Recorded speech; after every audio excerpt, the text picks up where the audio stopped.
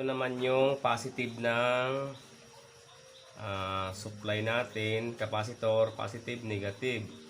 So iisa lang yung kanyang ground. Yan, ito yung negative ng capacitor, negative din ng capacitor, iisa lang yan. So ito yung 24 at 24.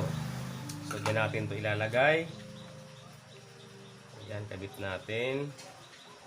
Ito naman kabit natin dito sa isang capacitor na 24 volts. Ayan, so ito yung ground natin. Ayan, ito.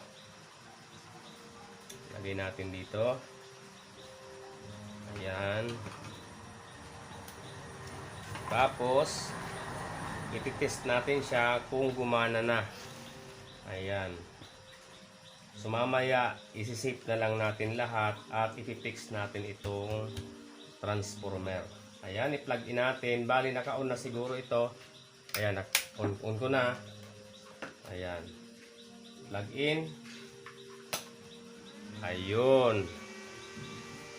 Ayan, umilaw na. Ayan, meron na siyang display. Yung blower umiikot na.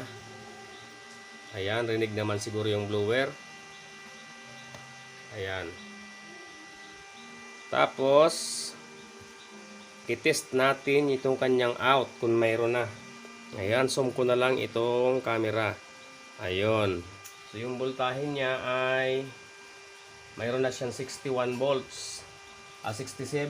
Ayan. So ibig sabihin okay na yung ating nire-repair na inverter welding machine.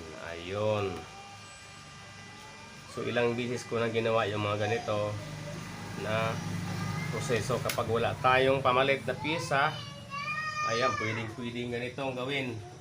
Kung mayroon kayong 24 volts, mas maganda. O kahit 19 volts pwede rin kasi medyo mataas-taas naman yung kanyang amperahe. Ayan, successful na ito mga lods.